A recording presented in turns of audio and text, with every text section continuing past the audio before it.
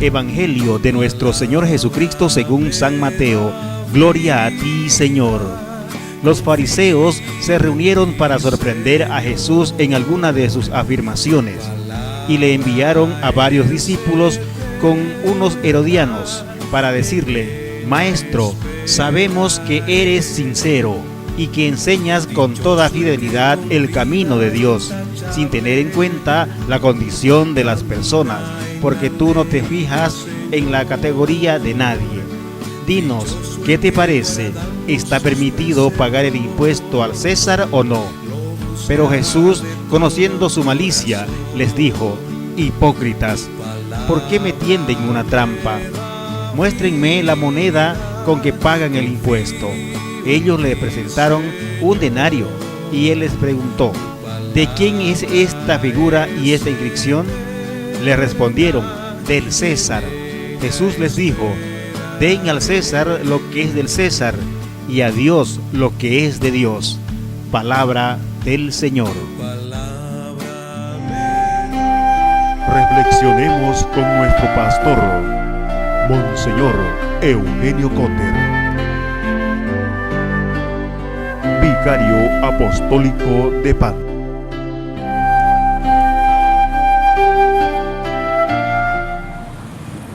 El Evangelio de este domingo nos lleva delante de uno de los refranes más conocidos: den al César lo que es del César y a Dios lo que es de Dios.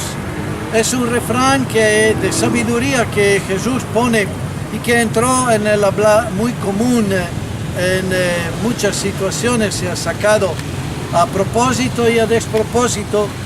Se ha sacado cuando la Iglesia quiso decir algo respecto a la realidad de todos los días y a los desafíos.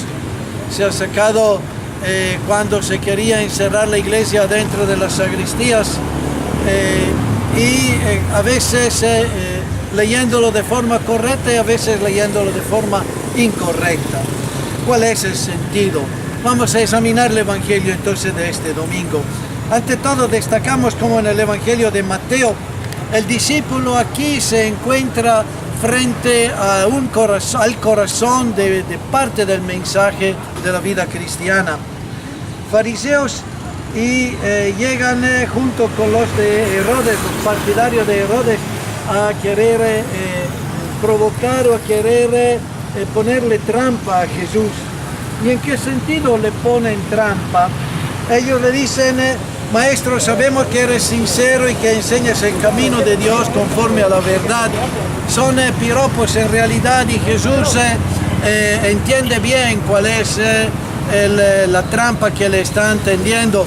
Sabe que no son sinceros en estas expresiones y en estos no se deja engañar.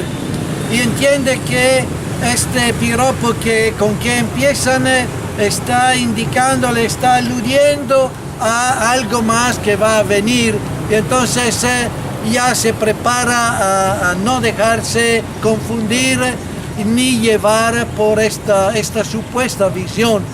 Y es penoso cómo hay personas que quieren provocar o quieren tentar con los demás y no tienen una actitud de sinceridad y de honestidad, que es la primera constatación que llevamos delante de este Evangelio. Y después de haberle dado este piropo, le ponen el tema: ¿es lícito pagar impuesto al César o no? El César es la imagen del que dominaba en Israel, era el ocupante, el que ocupaba la tierra que era de Israel. E Israel reclamaba que su rey verdadero es Dios, y entonces el César es el que se contrapone a Dios. Y es interesante porque hubo movimientos de revuelta contra de Roma que marcaron intentos independentistas de parte de gente de Israel. La trampa que ponen a Jesús va en esta dirección. En fin, hay que subestar, hay que estar por debajo del dominio romano, o se puede levantar. Si Jesús contesta que hay que estar por debajo, entonces hay que pagarle el impuesto a Roma. Entonces que hacía uno de los celotes, uno de los movimientos independentistas en el medio de los 12, como tenía Jesús. Y si no hay que pagar, que hacía entonces un Mateo en el movimiento de Jesús, que era el cobrador de impuestos. Pero no solo, si hay que rechazar el impuesto de Roma, hay que rechazar el dominio romano, entonces la gente de Israel verá que Jesús se pone del lado político en contra de Roma, pero Jesús puede ser denunciado y detenido de parte de los romanos. Si él dice que hay que pagarle el impuesto reconociendo la soberanía de Roma en la tierra de Israel, entonces la gente que ve a Jesús como el libertador, la persona nueva, queda descalificada por esta posición. La trampa está puesta. El Evangelio sigue. Comprendiendo Jesús su mala voluntad, le dijo: hipócritas, ¿por qué me tentan? Jesús está claro que ha entendido que lo que ellos le quieren poner no es una pregunta para ver la verdad de la enseñanza o por profundizar, sino es de verdad intentar meterle una trampa que lo descalifique de una manera o de la otra. Decíamos, la trampa está bien puesta. ¿Cuál será la respuesta de Jesús? Esto es lo que nos viene espontáneo pensar. Entonces Jesús le pide la moneda. Y es interesante porque en el pueblo de Israel ninguno entraba en el templo con la moneda del impuesto. La moneda del impuesto era una moneda hecha por Roma, llevaba por una parte la imagen de la justicia representada por la madre del emperador Augusto, y por otro lado llevaba la figura de Augusto con el nombre Pontífices Maximus. Y esto llevaba que dos cosas: reconocer la dimensión casi de hijo de la divinidad del emperador, y por otro lado reconocía la imagen. Ahora está claro que en el pueblo de Israel no está emitida imagen en el templo. ¿Por qué? Porque Dios en Éxodo prohíbe de hacer imágenes, sobre todo imágenes que tengan que ver con la idolatría, con la adoración de un ídolo. Y la moneda deja entender esto. Interesante que Jesús le pide la moneda. Evidentemente él está en el templo y había los que cambiaban la moneda porque la moneda romana no entraba en el templo. ¿Cómo aparece ahí la moneda que le entregan a Jesús? ¿Cómo decir que a nivel de principios hay un tema de valores, pero después en la práctica ellos están con compromiso, están con la moneda romana que no podía entrar en el templo? Esta es una contradicción que se le presenta. Ahora Jesús recibe la moneda y pregunta: ¿de quién son esta cara y estas inscripciones? Y la respuesta es inmediata: del César. Entonces Jesús le contesta: pues páguenle al César lo que es del César. La traducción no es precisa, sino más bien el término correcto que plantean no es páguenle, sino, como es la traducción o una de las traducciones, sino devuelvan. Jesús le dice esto: devuelvan al César lo que es del César. Interesante que es esto, devolver, es reconocerle que él tiene su lógica y él tiene su forma de ser, y hay toda una historia ligada al impuesto que no tiene que ver con la lógica de Dios, sino con la lógica humana y la lógica del César.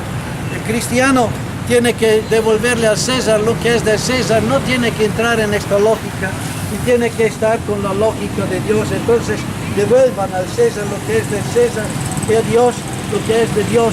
Sepan dar a Dios cuál es su lógica, la forma de ver la vida, la forma de entender las relaciones. El César tiene una lógica hecha de dinero, de ganancia, de imposición. Dios tiene una lógica de encuentro, de amor, de honestidad, de promoción, de ayuda. El César tiene una lógica de dominio. El Dios tiene una lógica de amor y de servicio. El César tiene una lógica de soberanía y de establecer dueños y propiedades, y en esto propone su imagen Dios reconoce la imagen verdadera de Dios en el corazón del hombre y en la persona humana y en la lógica humana. Lo que propone entonces este Evangelio es que estemos en los desafíos de todos los días con la capacidad de esta lógica, que es la lógica de Dios y no la lógica del poder, del oprimir, y que en esta lógica de Dios estemos en las cosas de la vida capaces de construir algo de distinto conforme al corazón y a la mirada de Dios. El discípulo, el cristiano, a quien Mateo está enseñando el seguimiento de Jesús, recibe entonces hoy día con esto la invitación a estar en los desafíos de todos los días para ver la vida con los ojos del Evangelio y los ojos de Dios. Esto es el desafío que tenemos como cristianos, y no dejarnos sumir y meter en la lógica de la ganancia, en la lógica del comercio, en la lógica del poder, en la lógica que busca de divinizar imágenes de un reucho, de un sultán local o más grande, sino que sabe poner en la vida lo que es la presencia y la acción y el corazón de Dios. Desafío que el discípulo tiene ahora claro en la respuesta así sapiencial y un poco criptada de Jesús, pero extremadamente clara cuando la leemos en toda la lectura que hace el Evangelio. Que como discípulos sepamos estar en los desafíos de la vida, no sumisos a lógicas de ganancia y de poder encima de los demás, sino en la lógica de la fe, del amor y del servicio. Que tengan un buen domingo y un buen camino. Reflexionemos con nuestro pastor, Monseñor Eugenio Cotter, vicario apostólico de Panta.